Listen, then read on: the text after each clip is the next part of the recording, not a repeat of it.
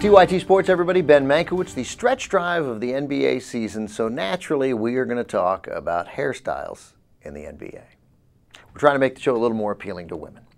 We've come up with the top 8 hairstyles in NBA history. There was a tremendous amount of sophistication in this, meaning me and our new producer, Rick Strom, sat around for about 20 minutes and made up the list.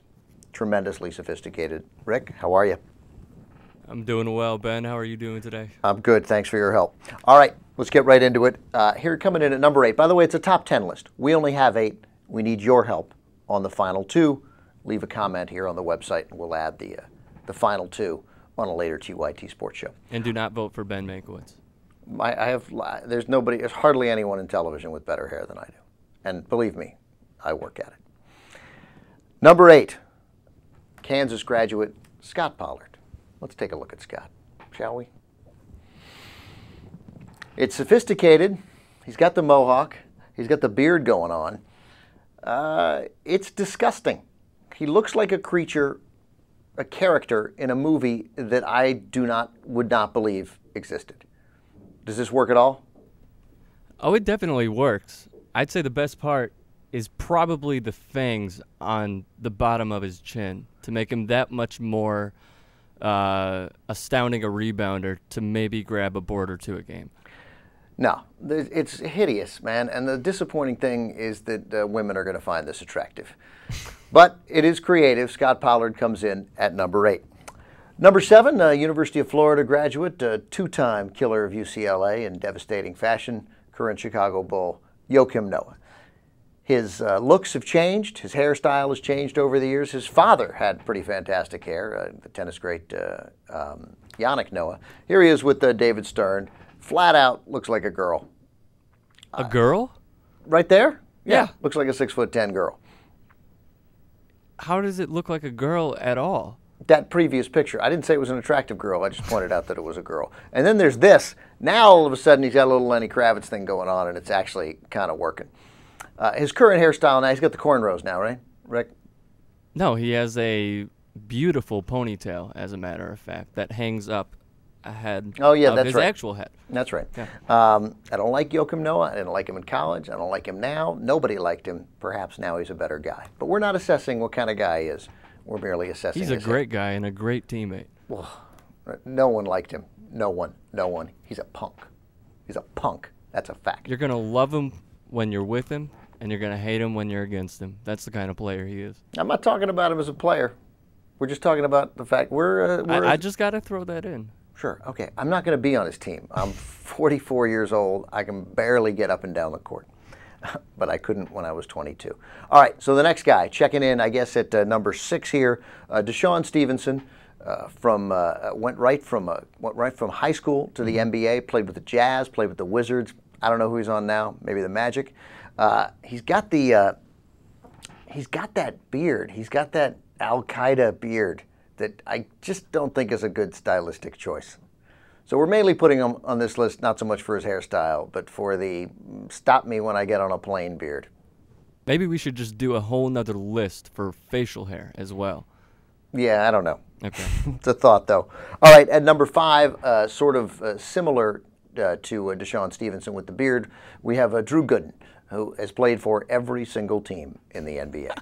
The University of Kansas, take a look at Drew Gooden. This is not so much, again, this is more beard, but it is, what is wrong with these guys? I'm going to sound so old. What's wrong with these guys with the tattoos and the hair? So anyway, there we have number 5, Drew Gooden. I think we all see how attractive that is. Now we're going to go back old school a little bit. I grew up in Washington, D.C., big Washington Bullets fan. 1978 NBA championship, beating the Seattle Supersonics.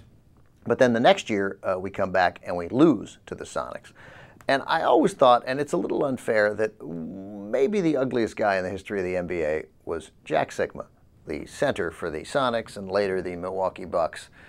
And he's got that nice perm going here from the 80s. That is a nice look. That is beautiful right there. That's some good stuff for Jack Sikma. He did come into the league in 1977, so he was on both the team in 78 the Bullets beat and the Sonics team in 79 that beat the Bullets after the Bullets took game 1 of the series. I don't know. I look at Jack Sikma now and I feel like I was unfair to him. Like, there are definitely uglier guys. Can we take a look, one more look at Jack Sikma there? Yeah. He's not an attractive man. By the way, Jack Sikma, one of the few centers to lead the league in free throw percentage. He also hit a bunch of threes. Good player. I think more than 15 points a game, about 10 rebounds. Really good player. Difficult for me to look at. Coming in next, you can't make a list without this guy, Ben Wallace. Pistons, little time with the Bulls. Relentless defensive player. Relentless defensive player, great rebounder. And what does he have to thank it for? The fro. It's the fro? You think so? Absolutely. He's changed his hair a lot, too. He's had cornrows, right? Yeah, you transition back and forth. That's totally fine. By the way, Ben Wallace drafted first team out of Virginia Union, the Washington Bullets. And oddly enough, we let him go.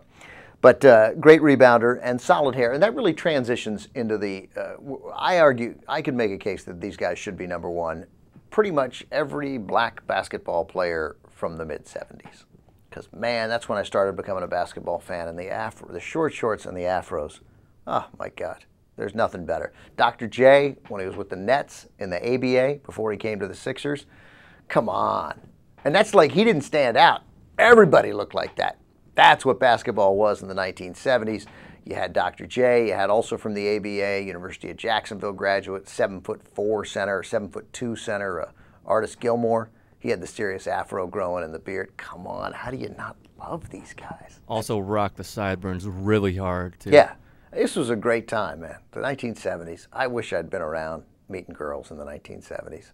That would have been good stuff. I interviewed Burt Reynolds last week for a Smokey and the Bandit screening in Tampa, and he was awesome. But one of the things I asked him, very important question, I asked it backstage, not in front of the audience there that came to see the movie, was there ever a better time to be a movie star than like the mid-'60s through the 1970s? Burt Reynolds, huge star for much of that time. And he paused and said that, you know, he wasn't around in the 40s and 50s to be a star, but he doubts it. Women were empowered and saying, it's my turn. And Burt said that he was prepared to say, okay, baby, it's your turn.